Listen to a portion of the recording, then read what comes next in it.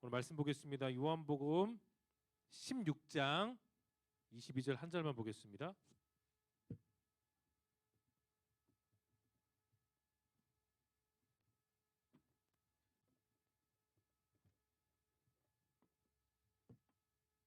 요한복음 16장 22절 신약성경 175쪽인데 우리 한 절만 큰 목소리 읽어보겠습니다. 시작. 지금은 너희가 근심하나 내가 다시 너희를 보리니 너희 마음이 기쁠 것이요 너희 기쁨을 빼앗을 자가 없으리라. 아멘. 오늘 특별하게 앞뒤 좌우 보면서 참 잘 왔습니다 한번 방긋 웃으면서 한번 아는 얼굴이지만 아는 얼굴일수록 더 반가운 모습과 미소를 짓고 한번 인사해 보겠습니다. 시작. 아니 그러니까 눈만 쳐다보지 말고 밝은 미소와 표현으로 다시 한 번 더 앞뒤 좌우를 보며 잘 왔습니다 한번 인사하겠습니다. 시작. 네, 아주 잘 왔습니다. 자, 말씀 제목은 특별하게 주 안에서 누리는 기쁨. 뭐라고요? 따라합시다. 주 안에서 누리는 기쁨에 대해서 얘기하겠습니다. 자, 우리는 평범한 삶을 살다가 어떤 계기가 있어서 또는 어릴 적부터 부모님과 다녀서 교회를 다니게 되었어요. 그리고 그 교회에 다니는 가운데 어떤 청년은 일찍 예수님을 만난 사람도 있고 또 아직은 아쉽지만 아직 예수님을 만나지 못했던 그런 청년들도 있습니다. 근데 평범한 삶을 살다가 내가 이제 교회를 다니고 내가 예수님을 믿고 나면 그런 들은 생각이 있어요. 그 많은 생각들이 있겠지만 이런 표현이 있습니다. 예수님 믿으면 진짜 진짜 주변 사람들은 성품이 변할까?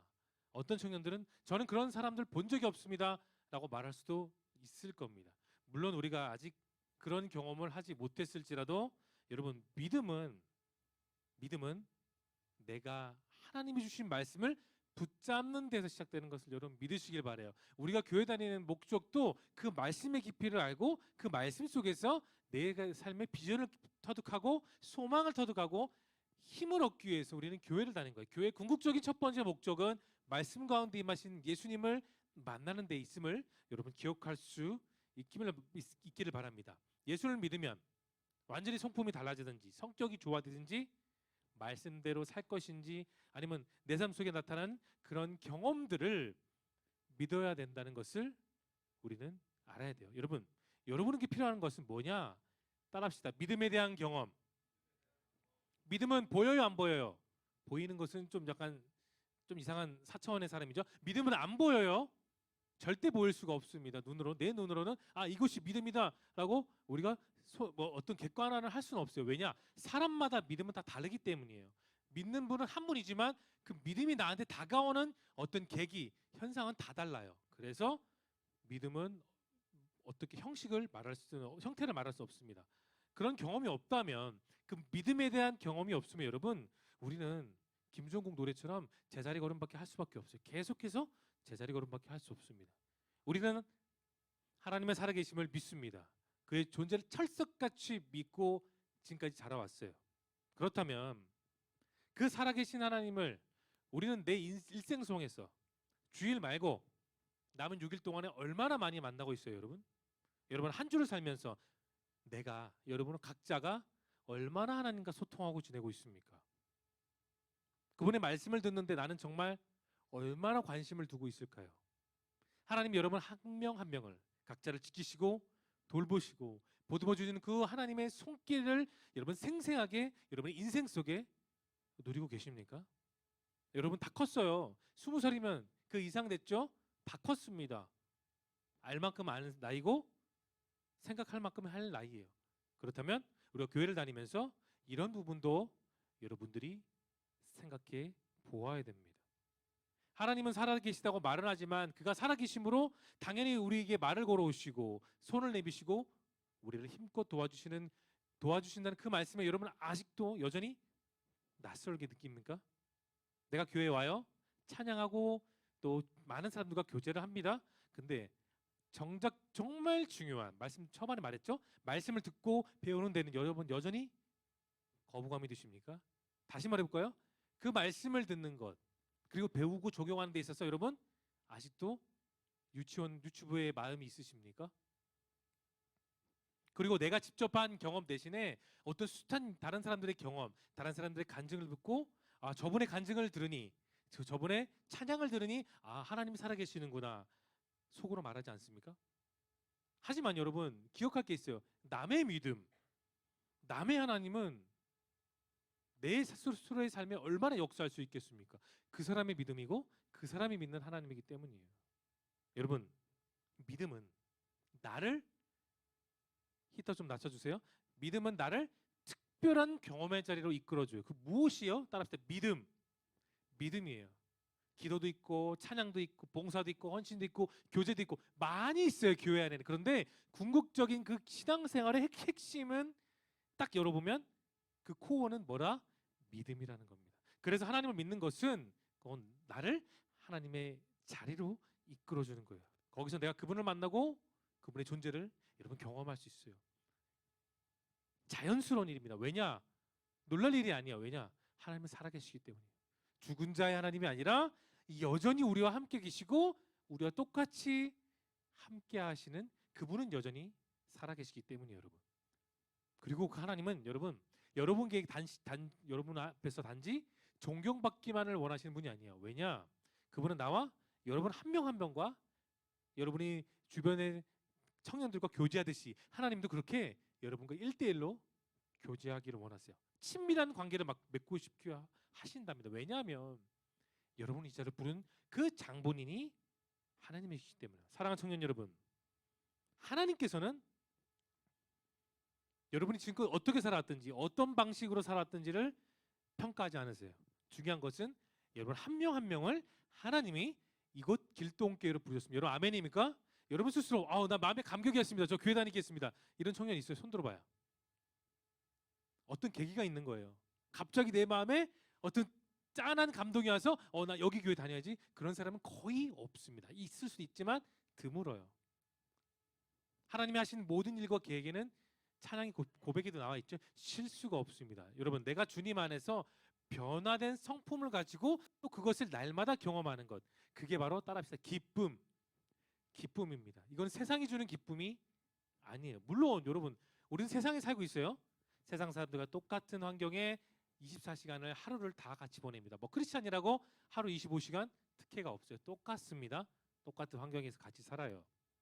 물론 그 세상 속에서도 여러분 우리는 기쁨을 누릴 수 있어요. 뭐 로또에 당첨되거나 좋은 회사에 취직하거나 좋은 사람을 만나서 연애하거나 또 결혼할 때 누리는 그 기쁨도 당연히 필요합니다. 사랑하는 사람과 결혼하는 것도, 연애하는 것도 정말 연애 결혼 말하니까 눈동자가 반짝거리는군요.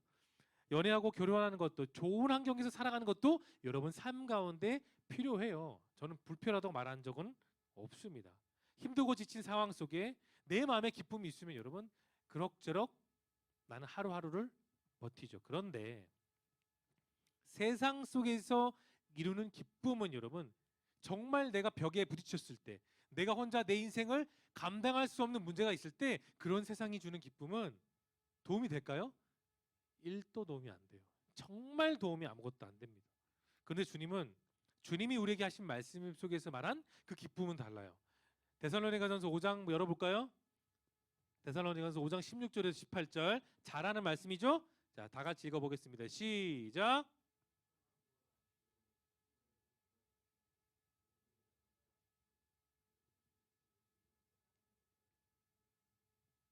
다 같이 저를 포함해서 다 같이 큰 목소리로 읽을게요. 말씀은 여러분 부탁드립니다. 크게 읽어주세요. 같이 읽게 시작. 항상 기뻐하십시오. 쉬지 말고 기도하십시오. 모든 일에 감사하십시오. 이것은 그리스도 예수님 안에서 여러분을 향한 누구의 뜻이라고요? 하나님의 뜻이라고 말했어요. 그럼 하나님의 뜻에 뭐가 있다는 거죠? 첫 번째 따라합시다. 기뻐합시다. 기도합시다. 감사합시다. 사람의 계획이 아니라는 거예요. 뭐라고요?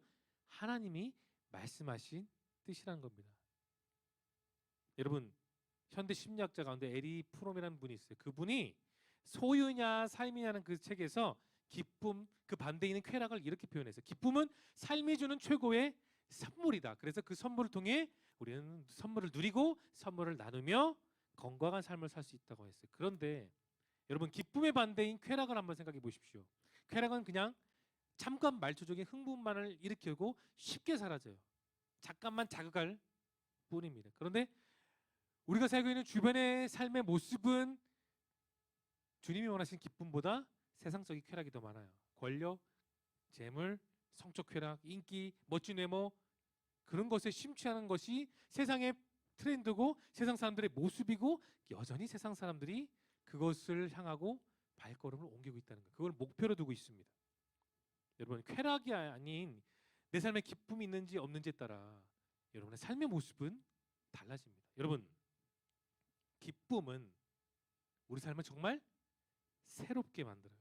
이 세상에서 가장 놀랍고 긍정적인 기쁨은 바로 그 기쁨을 누리는 사람이 누구냐? 따라합시다. 크리스천. 다시 말해서 여러분들이라는 겁니다. 예수님이 승천하셨어요. 감람산 위에서 제자들이 보는 가운데 승천하셨어요. 그리고 예수님께서 말씀하신 성령을 기다리라고 했을 때 사도 마가의 120명이 함께 모여 기도했습니다. 자, 사도행전 2장 46절 큰 목소리로 한번 읽어볼게요. 시작.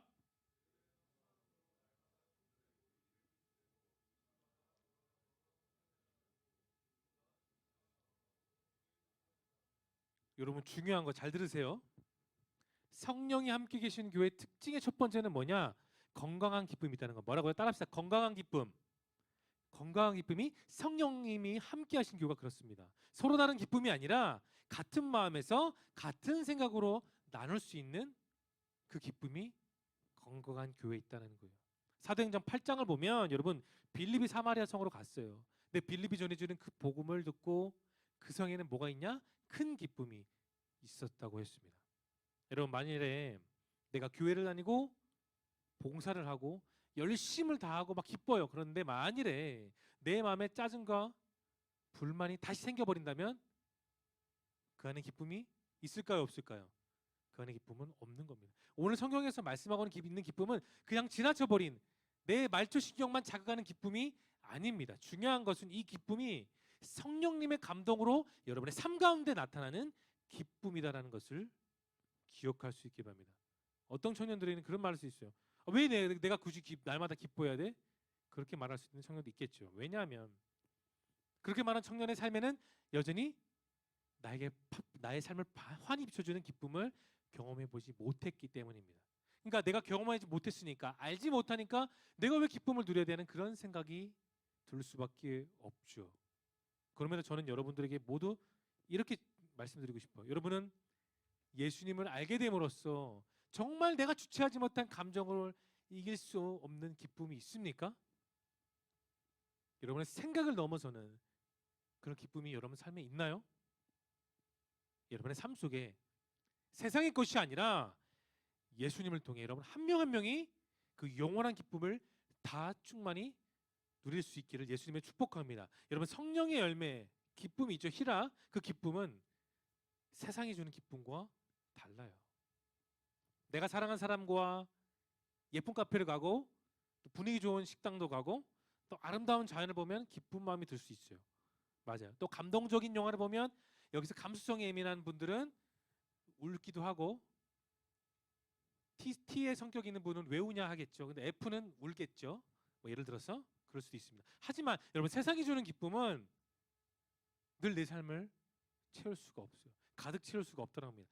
여러분, 아무리 아름다운 곳이고 아무리 분위기 좋은 곳이고 내가 돈이 많고 할 수 있는 일이 많다고 할지라도 내가 사랑하는 사람과 함께하지 못하면 그게 기쁨이에요? 기쁨이 아니라는 겁니다. 그리고 내가 다 누리고 있어요. 세상에서 가장 부자야. 모든 것을 다 누리고 내 창고에는 돈이 많이 가득하고 뭐 지하에 창고로 가면 주차장으로 가면 차가 막 수십 대 비싼 차가 있어. 그런데 여러분의 인생에 건강에 문제가 생기면 그게 기쁨일까요? 기쁨이 되지 못한다는 겁니다. 여러분, 환경에서 기쁨을 찾는 사람들은 진정한 기쁨을 누릴 수가 없어요. 우리 환경 가운데서만 내가 기쁨을 찾아야지, 기쁨을 찾아볼까 했을 때 우리는 그 영원한 기쁨을 누리지 못해요. 만약에 내가 기쁨을 주는 환경이 변하면, 나에게 주는 환경이 변하게 되면 우리는 우울할 수밖에 없는 거죠. 그러다 보니 계속해서 우울함이 오니까 현실 도피하게 되고 숨게 되고 움츠러들게 됩니다. 그러다 더 자극적이고 더 짜릿하고 쾌감이 누른 그런 쾌락에 빠지는 세상 사람들이 많죠. 솔직히 말해봅시다. 자, 연예인들 일부 중에도 마약하는 사람도 있죠. TV에 나오고 음주운전했고 그래서 뭐 조용히 살다고 한 1, 2개월 있다가 다시 TV 나와가지고 앞에서 희죽거리고 하는 그런 연예인들 참 많아요. 뭐 불법 도박하다가 걸려서 반성한다 하면서 몇 개월 쉬다가 다시 TV에 딱 나와서 종편방 프로그램에 나와서 떡하니 그렇게 웃는 모습을 보이는 모습들. 안 그렇습니까? 그들이 말하는 그런 기쁨은 여러분 예수님이 말하는 성령의 기쁨과는 전혀 다른 기쁨이에요. 주님께서 말씀하신 그 기쁨은 아까 데살로니가전서 5장 1 말씀처럼 항상 기뻐할 수 있습니다. 왜? 하나님이 나와 함께 하시기 때문에 내가 항상 기뻐할 수 있고 하나님이 나와 함께 하시기 때문에 내가 기도할 수 있고 하나님이 나와 함께 하시기 때문에 분명 금방 달라지지 않는 내 환경이지만 내가 모든 일에 감사할 수 있어요. 왜냐? 기뻐하고 기도하고 감사할 수 있는 것이 하나님의 뜻이기 때문이에요. 거기서 우리가 기쁨을 누릴 수 있기 때문에 그게 우리의 삶의 방향이고 목적이고 비전이 되어야 되는 겁니다. 그렇기 때문에 그것을 누리는 사람, 그것을 손에 쥐고 있는 사람, 그것으로 인해 하나님과 동행하는 사람은 환경이 변해도 상황이 변해도 사람이 바뀌어도 요동하지 않아요. 이랬다가 저랬다가 갈팡하지 않습니다. 자, 야고보서 1장 2절을 열어볼까요? 자, 여러분 목소리 읽어봅니다. 시작. 말이 됩니까? 여러 가지 시험을 당하는데 우십시오. 우울하십시오. 벽을 치세요. 예수님께 원망하세요라고 말하는 게 더 합당하지 않아요? 여러분이 이성으로 보면 맞잖아요. 합리적으로. 자, T 성격 갖고 있는 분 맞지 않습니까? 그게 더 합리적이에요. 그런데 야고보 사도는 생뚱맞게 형제 여러분 여러 가지 시험을 당해도 그것을 기쁨으로 여기십시오. 자, 그러면 야고보 사도가 정신 나갔습니까? 멍청한 말을 하고 있는 거예요? 아니에요. 여러분, 주님이 주시는 기쁨이 내 안에 있으면 내 앞에 있는 시험이 오고 환난이 오고 사람들과의 관계가 틀어지고 어떤 어려움이 온다고 할지라도 나는 그 고난을 이길 수가 있다라는 거예요. 그렇기 때문에 여러분, 자, 고개를 들어볼까요? 야고보가 말하고 있는 이 기쁨은 내 스스로에 만든 기쁨이 아니라는 겁니다. 환경에서 오는 기쁨도 아니고 사람으로부터 오는 기쁨이 아니라 따라합시다. 예수님께 오는 기쁨. 더 크게 예수님께 오는 기쁨. 오직 주님만이 하실 수 있어요. 자, 고개를 들어보십시오. 여러분께 질문하고 싶습니다. 여러분의 인생 지금까지 여러분의 뜻대로 잘 살았습니까? 목사님, 저는 제가 계획한 대로 제 생각대로 어떤 거에 틀림없이 오류도 없이 그렇게 다 성공해 왔습니다. 손 한번 들어보십시오. 없을 거예요. 내 인생이 내 마음대로 되지 않기 때문이에요. 지금 당장 내 현실로 여러분이 눈을 돌리면 교회 밖으로 나가서 여러분의 환경을 다시 보십시오. 달라진 것은 크게 없을 겁니다. 그러나 우리는 기뻐할 수 있어요. 왜냐? 하나님의 뜻이기 때문이에요. 사람의 뜻입니까? 대통령의 뜻이에요? 아니면 대형교회 목사의 뜻입니까? 아닙니다. 우리를 지으시고 우리를 이곳으로 부르시고 우리를 살게 하시고 나를 하나님의 자녀로 부르신 하나님의 뜻이기 때문에 그래서 우리는 모든 상황 속에 기뻐할 수 있어요. 몸이 아프고 기쁠 수 있고 직장에서 예기치 못한 어려움을 당해서 나는 기뻐할 수 있고 어떤 일에 대해서 계속 실패했어도 그 경험이 꽉 찼어도 나는 기뻐할 수 있는 거예요.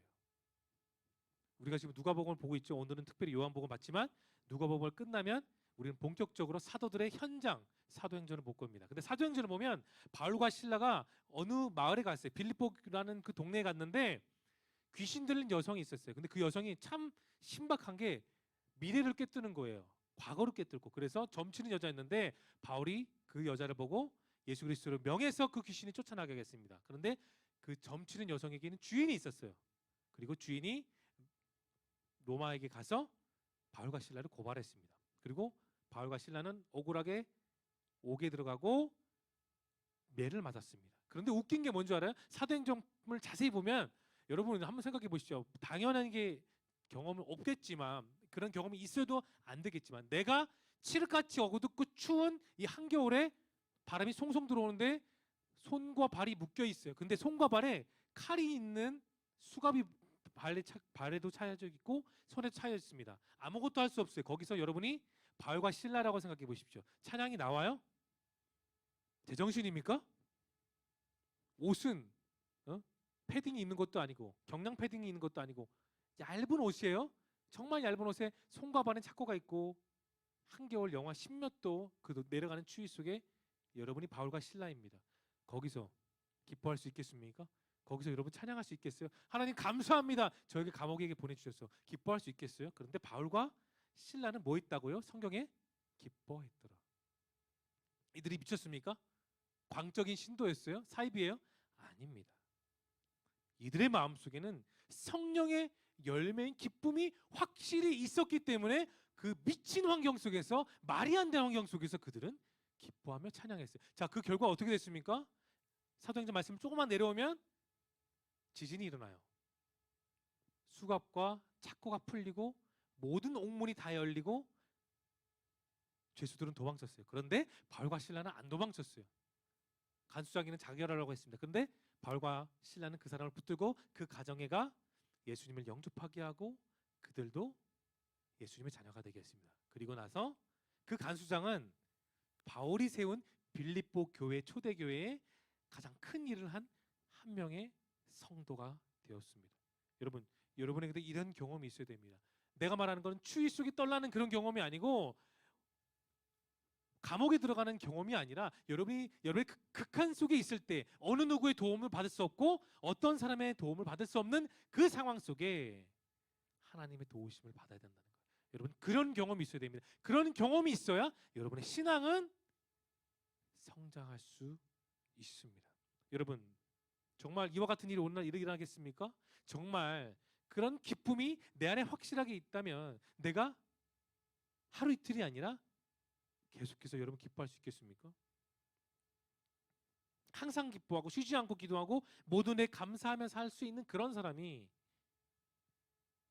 지치지 않고 인생의 값진 열매를 맺는 하나님의 사람으로 살 수 있어요. 그래서 우리는 끊임없는 내 신앙생활의 도전과 응전의 삶을 살고 있습니다. 우리가 믿는 주님이 우리 안에 임하실 때에 주님은 정말 기쁨을 주세요. 큰 기쁨을 주십니다. 우리 모두가 이 사실을 여러분 깨달아야 돼요. 지금 내 인생에 사치 찾아보더라도 다시 보더라도 기쁜 일이 전혀 없을 거란 생각이 든다고 할지라도 계속해서 주님을 찾으십시오. 내가 예수님을 믿고 그분을 통해 구원을 받으면 나는 언제든지 어떤 상황 속에든지 어떤 환경 속에든지 진짜 기뻐할 수 있습니다. 여러분, 그것을 경험하십시오. 우리는 머리로는 많은 성경 지식을 알아요. 많이 외워왔습니다. 또 어떤 청년들 지금 있는 어떤 청년들은 더러 성경고사, 성경대에 나가서도 상을 휩쓸었고 뭐 그런 청년들도 있겠죠. 저도 그랬지만, 근데 여러분, 믿음은 내가 알고 있는 성경의 지식과 정비례하지 않습니다. 성경을 많이 안다고 믿음이 크다? 아니요. 여러분의 삶을 이끄시는 예수님이 계시는지를 확신하는 그 확신이 여러분의 믿음이 되는 거예요. 왜 여러분 TV 보면 그런 거 있잖아요. 요즘 뭐 싱어게인도 있고 다양한 프로도 있는데 자기 노래는 아닌데 어떤 노래를 부르면 당사자의 노래는 아니지만 유독 그 사람이 부르면 그 가사 한 구절 한 구절이 내 마음에 들어오고 그 노래를 부를 때 그 사람의 그 음정 박자가 내 감정이 돼서 전율을 느끼거나 여러분도 가끔은 그 노래를 들으면 눈물 흘리지 않습니까? 옥타브가 많이 올라가는 것도 아니에요. 샤우팅을 하는 것도 아니고 창법이 독특하지 않는데도 그 사람이 유독 부르면 어떤 노래든지 감성적이고 부드럽고 마음에 쏙쏙 들어오는 그런 가수들이 종종 있습니다. 왜냐고요? 그 사람이 그 노래를 불렀기 때문이에요. 여러분, 우리 신앙도 마찬가지예요. 예수님이시기 때문에 여러분이 이 자리에 온 거고, 예수님이시기 때문에 여러분이 인생을 살 수 있는 거고, 예수님이시기 때문에 여러분이 구원을 받았습니다. 다른 사람이 아니라 다른 신이 아니라 오직 예수님이기 때문에 여러분이 신앙생활하고 구원을 받은 거예요. 우리 마지막으로 요한복음 15장 11절 한번 읽어봅시다. 요한복음 15장 11절 크게 읽어볼게요. 시작.